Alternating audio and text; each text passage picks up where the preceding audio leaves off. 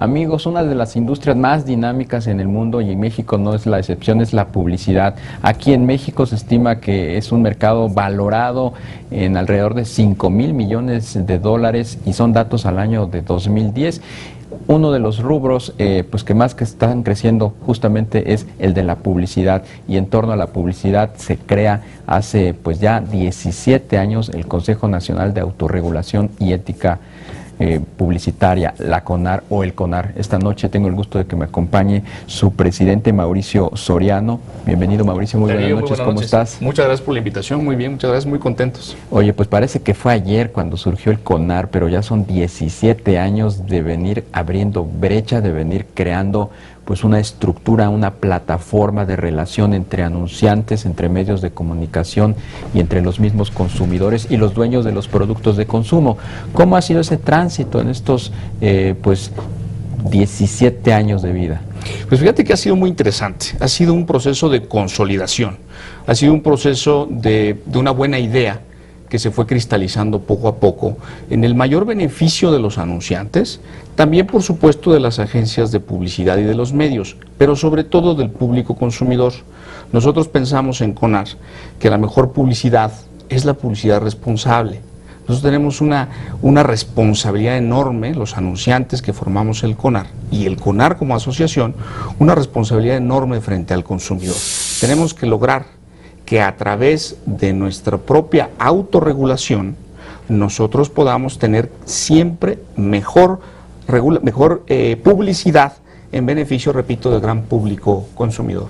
Decías hace un momento que son 3 los pilares, o el CONAR descansa sobre una estructura que tiene 3 patas. Por un lado, los medios masivos de comunicación que transmiten el mensaje; por el otro lado, las agencias de publicidad que son las que confeccionan ese anuncio; y por el otro lado, el que se anuncia al anunciante, ¿verdad? Exactamente.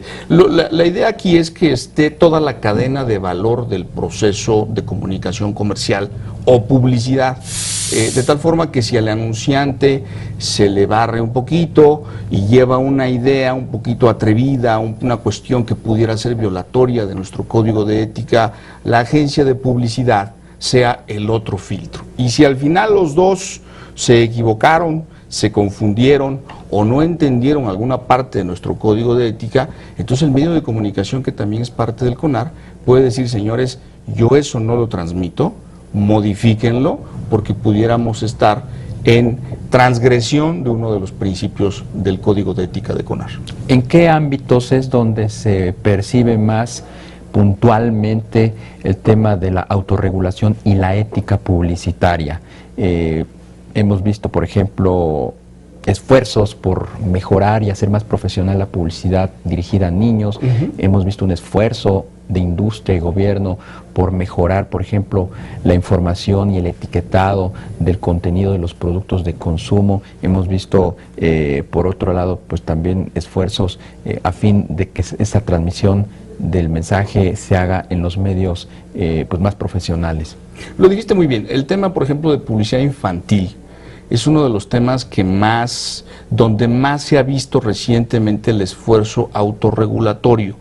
Y si me permites, yo aquí voy a hacer un pequeño paréntesis para hablar un poquito de lo que es la corregulación. Es decir, la autorregulación per se pudiera estar incompleta.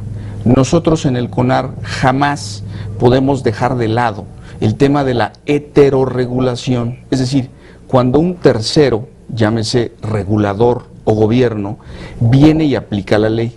Para el CONAR es fundamental que la autorregulación lleve consigo la heterorregulación para arribar a una corregulación. Regreso al tema de la publicidad infantil. Hemos visto esfuerzos impresionantes. Recientemente presentamos el último reporte del cumplimiento del código PABI, este código que está llamado a regular la publicidad dirigida a menores. Incluso nuestro código de ética en los últimos 4 años se modificó para admitir un principio específico de respeto a la niñez. Y entonces lo que ha ocurrido es que los anunciantes tienen muy claro lo que tienen y lo que no tienen que hacer. Y cuando acaso se equivocan, para eso está el CONAR, para dirimir la controversia y decirle a nuestro agremiado o no agremiado: cuidado, porque tu publicidad pudiera ser engañosa para un público que es muy vulnerable, que es el público infantil. Y cuando ese anunciante decide no acatar la resolución de CONAR, y aquí viene el tema de la corregulación, lo que CONAR hace es toma toda la investigación, todo el esfuerzo, todas las horas, toda la técnica incluida en esto, se lo entrega al gobierno para que el gobierno aplique la ley. Por lo tanto, si ves, hay auto y heterorregulación en un esfuerzo de corregulación. Sí, porque yo recuerdo que hasta hace 5 años atrás, digamos que la dinámica dentro de la industria era someterse a las resoluciones del CONAR. Sin embargo, pues eran medidas como las de una llamada a la misa, ¿no? Las atiende quien quiere, no eran vinculantes. Entonces, quien en un momento dado pudiera estar transgrediendo este código de ética, pues se podía hacer a un lado, simple y sencillamente, y seguir incurriendo en esa falta, ¿no? Estás en lo correcto, no tenía dientes, hoy no podemos decir que los tenga, más que el hecho de colaborar, coadyuvar con la autoridad para que la autoridad aplique la ley. La autoridad sí tiene dientes y tiene que utilizarlos. ¿Cuál es la gran ventaja para la autoridad? Que todo el trabajo ya está hecho. No tiene que iniciar una investigación, no necesita recabar pruebas, no tiene que analizar y conseguir peritos. Todo ya está hecho. Y eso es importante. Al final del día, el CONAR vive de su autoridad moral, de su reputación, del hecho de que se considere que sus resoluciones son adecuadas y por lo tanto se cumplan voluntariamente. Pero cuando eso no ocurre, se aplica la ley. Dime una cosa, Mauricio, ¿qué tan activo está el CONAR? ¿Cuántos expedientes tienen? ¿En qué áreas es donde se dan la mayor serie de casos o de expedientes? La parte donde hay más, digamos, relevancia o trascendencia de las resoluciones es cuando ya hay una controversia. Es decir, un consumidor dice esa pieza publicitaria que está posteada o que está transmitiéndose en determinado canal, etcétera, no me gusta. Ahí nosotros actuamos ex oficio y analizamos, aunque el consumidor de a pie no haya expresado ningún argumento, nosotros damos los argumentos. La otra parte está en dirimir controversias cuando un asociado considera que otro asociado, a veces su competidor, está violando el código de ética. Pero digamos que esa es la parte de mayor impacto. La parte que más nos interesa, donde el CONAR ha crecido enormemente, es la parte del famoso copy advice. El copy advice es cuando antes de salir al aire, una pieza publicitaria, incluso en storyboard, en esa etapa de storyboard, llega con el CONAR y el CONAR a través de sus expertos la analiza y emite recomendaciones. Obviamente el tema de la confidencialidad aquí es esencial, porque alguien te está mostrando la publicidad que va a transmitir. Entonces, el CONAR lo que hace es decirle, está bien, está mal, quítale, ponle. Entonces, fíjate que ahí viene un tema maravilloso de prevención en la autorregulación o autorregulación en la prevención. Esa publicidad sale pre-revisada. Es la parte más importante hoy del CONAR. Mauricio, ¿y en qué áreas es donde se da el mayor número de polémicas o de revisiones o de resoluciones? Hablabas hace rato de la publicidad dirigida a los niños, pero también las bebidas alcohólicas, los alimentos, son objeto de este tipo, pues, de disputas muchas veces comerciales. Sí, yo te diría que hay épocas, ¿no? Por ejemplo, todavía estamos en el tema de la publicidad infantil, que es un tema que ha dado mucho de qué hablar. Pero hay temas que son como permanentes. El tema, lo dijiste perfectamente bien, las bebidas alcohólicas. En la regulación de bebidas alcohólicas, que es perfectamente entendible que haya esta regulación, porque el producto mal utilizado, la bebida alcohólica mal utilizada produce daño, entonces la publicidad tiene que ser muy cuidadosa.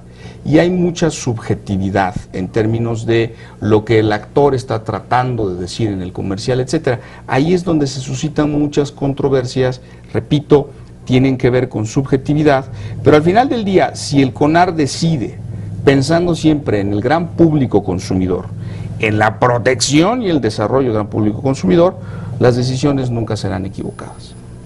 Y hasta ahora, ¿cuál pudiera ser, digamos, viendo a futuro, lo que se puede seguir perfeccionando en materia de autorregulación y ética publicitaria?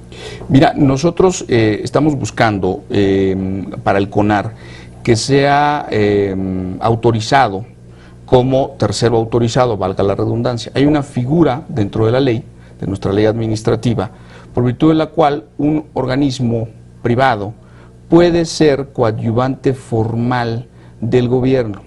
Yo creo que en ese momento el CONAR estará cristalizando su objetivo, su propósito, su misión, porque la corregulación será mucho más clara. Nunca, jamás nadie en el CONAR podrá pensar o intentar que el gobierno no ejercite sus facultades. Eso sería absurdo. En todo Estado de Derecho, el gobierno tiene el derecho y la obligación de aplicar la ley. Pero si nosotros le podemos ayudar a que se aplique mejor la ley, y sobre todo, si de 100 casos que iba a sancionar, solo tiene que sancionar 4 porque los 96 restantes ya solitos se compusieron, me parece que ese es un modelo ganador desde cualquier punto de vista. Te diría que en ese momento, yendo a tu pregunta en concreto, ¿qué quisiera cristalizar el CONAR? Esa figura jurídica del tercero autorizado. Pues Mauricio Soriano, presidente del Consejo de Autorregulación y Ética Publicitaria, el CONAR, muchas gracias por habernos acompañado, muy buenas noches. Muchísimas gracias, Darío, ha sido un placer. Seguiremos de cerca lo que hace este consejo. Muchas gracias, a todo gusto. Te invitamos a seguir cuestionando la información con los siguientes videos.